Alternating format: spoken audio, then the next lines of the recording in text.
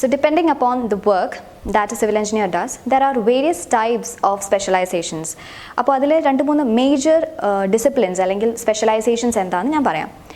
First one, structural engineering, geotechnical engineering, water resource engineering, transportation engineering, construction engineering, and environmental engineering. This is the basic and the major disciplines in civil engineering.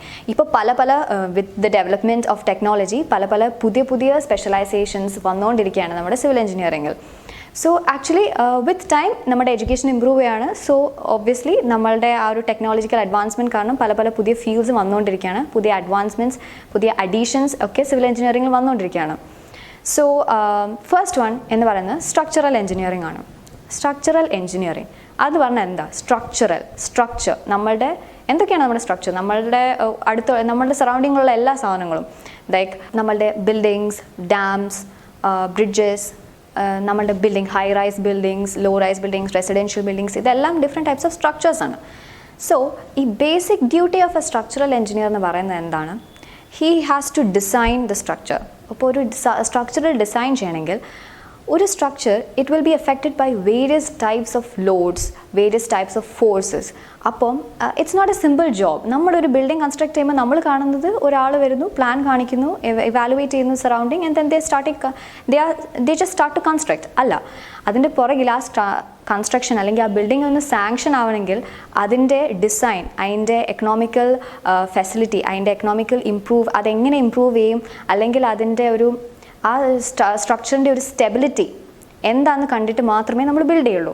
അപ്പോൾ structural engineering ചെയ്യുന്നത് എന്താണെന്ന് വെച്ചാൽ, അല്ലെങ്കിൽ ആ engineer എന്താണ് ചെയ്യുന്നതെന്ന് വെച്ചാൽ, he looks upon what are the forces, how this building can resist various types of forces like live loads, dead loads, wind loads, earthquake loads, seismic forces, അത് വരുമ്പോൾ ഉണ്ടാകുന്ന ഫോഴ്സ്, ബോംബ് വീണാൽ ആ ബിൽഡിങ്ങിനെ എങ്ങനെ എഫക്റ്റ് ചെയ്യാം, അതെങ്ങനെ ആ ബിൽഡിങ്ങിന് റെസിസ്റ്റ് ചെയ്യാൻ പറ്റും, ഇതൊക്കെ സ്റ്റഡി ചെയ്യുന്നതും അതിനെ ബേസ് ചെയ്തിട്ടാണ് നമ്മളൊരു ബിൽഡിംഗ് കൺസ്ട്രക്ട് ചെയ്യുന്നത്.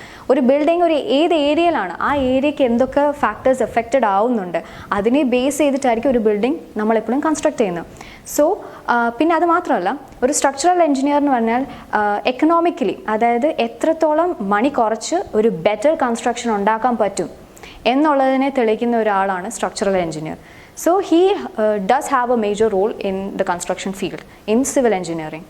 ഇനി നെക്സ്റ്റ് ടൈപ്പ് ഓഫ് എഞ്ചിനീയറിംഗ് എന്ന് പറയുന്നത്, അല്ലെങ്കിൽ discipline in civil engineering is geotechnical engineering. From the word geo, it means earth means what? Ground. ഗ്രൗണ്ടിനെ റിലേറ്റ് ചെയ്തിട്ടുള്ള ഒരു എഞ്ചിനീയറിംഗ് ആണ് ജിയോ ടെക്നിക്കൽ എഞ്ചിനീയറിംഗ്. ഒബ്വിയസ്ലി നമ്മളൊരു ബിൽഡിംഗ് കൺസ്ട്രക്ട് ചെയ്യുമ്പോൾ അത് ഗ്രൗണ്ടിലാണ് ഉണ്ടാവുക, അപ്പോൾ അതിൻ്റെ സ്റ്റഡീസിന് ഒരു ഇമ്പോർട്ടൻസ് എന്തായാലും ഉണ്ടാവും, right? So geotechnical engineers എന്ന് പറഞ്ഞാൽ they are involved in activities like embankments create ചെയ്യുക, റീറ്റെയിനിങ് വാൾ, അതായത് മതിലൊക്കെ ഉണ്ടാക്കില്ലേ അത്, പിന്നെ ഡാംസ്, ഇറിഗേഷൻ സിസ്റ്റം, അങ്ങനത്തെ എർത്ത് റിലേറ്റഡ്, അതായത് ഗ്രൗണ്ട് റിലേറ്റഡ് ആയിട്ടുള്ള ഫൗണ്ടേഷൻ ഒരു മെയിൻ കാര്യമാണ് ജിയോ ടെക്നിക്കൽ എഞ്ചിനീയറിംഗ്.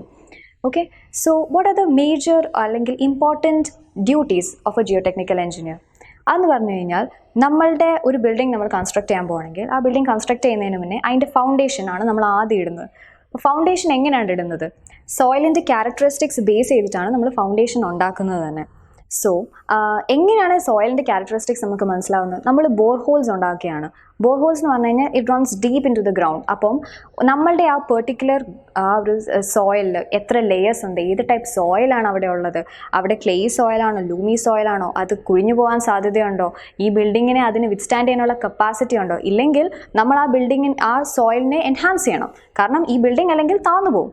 സോ ഈ ഓൾ ടൈപ്പ് ഓഫ് വർക്ക്സ്, അതായത് ആ ഫൗണ്ടേഷൻ റിലേറ്റഡ് വർക്ക്സ്, ആ ഒരു റോക്കിൻ്റെ സ്ട്രെങ്ത് എത്രയാണ്, അല്ലെങ്കിൽ അവിടെ റോക്ക് ഉണ്ടോ, നമുക്ക് ഈ ഒരു ബിൽഡിംഗ് ഇവിടെ കൺസ്ട്രക്ട് ചെയ്യാൻ പറ്റുമോ, അവിടെ ലാൻഡ് സ്ലൈഡ്സ് വരാൻ സാധ്യതയുണ്ടോ, ലാൻഡ് സ്ലൈഡ്സ് വരുവാണെങ്കിൽ ഏത് ടൈപ്പ് ഓഫ് റീറ്റെയിനിങ് വാൾ അവിടെ പ്രൊവൈഡ് ചെയ്യണം, ഈ ഒരു റിലേറ്റഡ് വർക്ക്സ് എല്ലാം ചെയ്യുന്നത് ഒരു ജിയോ ടെക്നിക്കൽ എഞ്ചിനീയറാണ്.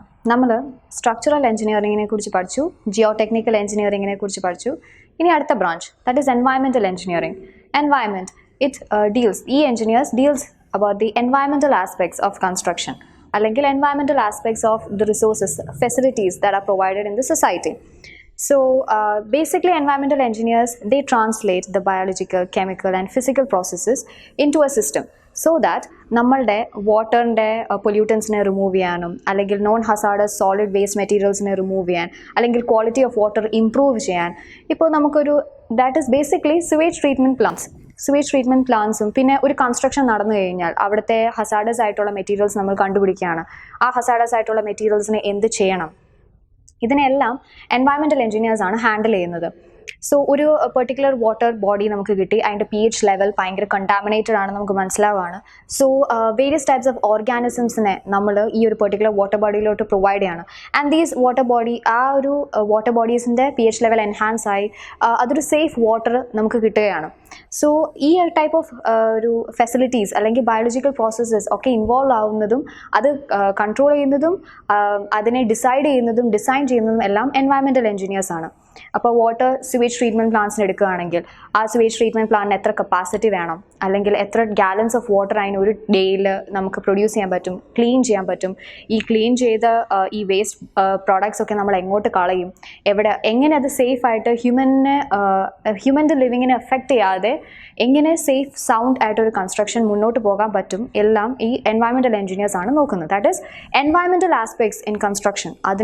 കൺസ്ട്രക്ഷൻ മാത്രമല്ല, വാട്ടർ, ഇറിഗേഷൻ ഫെസിലിറ്റീസിനെ ഒക്കെ നോക്കുന്ന ഒരു എഞ്ചിനീയറാണ് എൻവയറമെൻറ്റൽ എഞ്ചിനീയർ.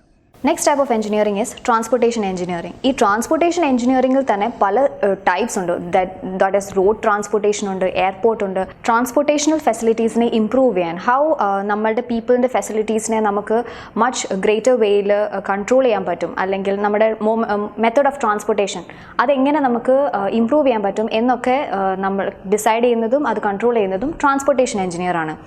സോ എന്താണ് ഡിഫറെൻറ്റ് ടൈപ്സ് ഓഫ് ട്രാൻസ്പോർട്ടേഷൻ? നമ്മളെല്ലാം ചെറുപ്പത്തിൽ പഠിച്ചിട്ടുണ്ട്. Waterways, Airways, road, rails.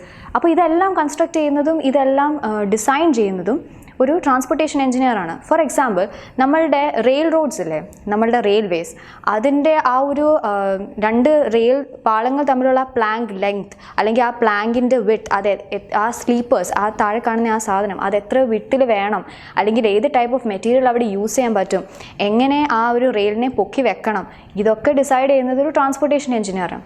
Airport എടുക്കുകയാണെങ്കിൽ എയർക്രാഫ്റ്റ്സ് സിവിൽ എഞ്ചിനീയേഴ്സ് ആയിരിക്കില്ല ഉണ്ടാക്കുന്നത്, പക്ഷേ റൺവേസ്, അതിൻ്റെ അപ്രോച്ച് ഒക്കെ എങ്ങനെയാണ് ഡിസൈഡ് ചെയ്യേണ്ടത്.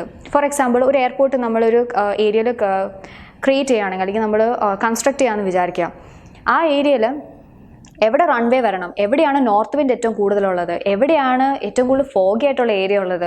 ഫോഗി ആയിട്ടുള്ള ഏരിയ ആണെങ്കിൽ നമുക്കറിയാം നമുക്ക് റൺവേ കാണാൻ പറ്റില്ല. അപ്പോൾ റൺവേ കാണാൻ പറ്റുന്ന രീതിയിൽ എങ്ങനെ റൺവേ നമുക്ക് വെക്കാൻ പറ്റും, എങ്ങനെ അപ്രോച്ച് അവിടെ ഉണ്ടാക്കാൻ പറ്റും, ഏത് ടൈപ്പ് ഓഫ് ലൈറ്റിംഗ് അവിടെ യൂസ് ചെയ്യണം, ഇതെല്ലാം ഡിസൈഡ് ചെയ്യുന്ന ഏത് ടൈപ്പ് ഓഫ് അപ്രോച്ച് സിഗ്നൽസ് അവിടെ പ്രൊവൈഡ് ചെയ്യണം, ഇതെല്ലാം ഡിസൈഡ് ചെയ്യുന്നതും കൺട്രോൾ ചെയ്യുന്നതും ഒരു ട്രാൻസ്പോർട്ടേഷൻ എഞ്ചിനീയറാണ്. So basically everything in this നമ്മൾ യൂസ് ചെയ്യുന്ന ഡെയിലി നീഡ്സിലുള്ള എല്ലാ കാര്യങ്ങളും ആക്ച്വലി ഡിസൈഡ് ചെയ്യുന്നതും കൺസ്ട്രക്ട് ചെയ്യുന്നതും പ്ലാൻ ചെയ്യുന്നതും ഓപ്പറേറ്റ് ചെയ്യുന്നതും ഒരു സിവിൽ എഞ്ചിനീയറാണ്. പിന്നെ നമ്മുടെ വാട്ടർവേസ് നോക്കുകയാണെങ്കിൽ നമ്മുടെ ഡെക്സ്, നമ്മുടെ ബ്രിഡ്ജ് ഡെക്സ്, അല്ലെങ്കിൽ നമ്മളുടെ എയർപോർട്ട്സ്, നമ്മുടെ ഹാർബേഴ്സ്, ഇതൊക്കെ ഡിസൈൻ ചെയ്യുന്നത് ഒരു ട്രാൻസ്പോർട്ടേഷൻ എഞ്ചിനീയറാണ്. ഈ ട്രാൻസ്പോർട്ടേഷൻ എഞ്ചിനീയറിംഗ് തന്നെ വേരിയസ് ടൈപ്പ് ഓഫ് എഞ്ചിനീയറിംഗ് ഉണ്ട്. അതായത് നമ്മുടെ നമ്മുടെ വേവ് എങ്ങനെയാണ്, വേവ് എഞ്ചിനീയറിംഗ് ഉണ്ട്. വേവിൻ്റെ ക്യാരക്ടറിസ്റ്റിക്സ് ഒത്ത് നമുക്ക് എങ്ങനെ നമ്മുടെ ഡെക്കിനെ ഇമ്പ്രൂവ് ചെയ്യാൻ പറ്റും, നമ്മുടെ ഹാർബറിനെ എങ്ങനെ പ്രൊട്ടക്റ്റ് ചെയ്യാൻ പറ്റും, ടൈഡ് കൂടുമ്പോൾ എങ്ങനെ ഹാർബറിനെ പ്രൊട്ടക്റ്റ് ചെയ്യാൻ പറ്റും, ലോ ടൈഡ് ആകുമ്പോൾ എങ്ങനെ നമുക്ക് ആ ബോട്ട്സിനെ അവിടെ എത്തിക്കാൻ പറ്റും, ബോട്ട്സിൻ്റെ ആങ്കർ ചെയ്യുന്ന ലെവൽ എങ്ങനെയായിരിക്കും, ഡ്രെഡ്ജിങ് എങ്ങനെ ചെയ്യാൻ പറ്റും, അതായത് കടലിൽ നിന്ന് നമ്മുടെ സോയിൽ എങ്ങനെ എടുക്കാൻ പറ്റും, അതെങ്ങനെ ട്രാൻസ്പോർട്ട് ചെയ്യാൻ പറ്റും, ഹൗളിംഗ് മീൻസ് ട്രാൻസ്പോർട്ടിങ്.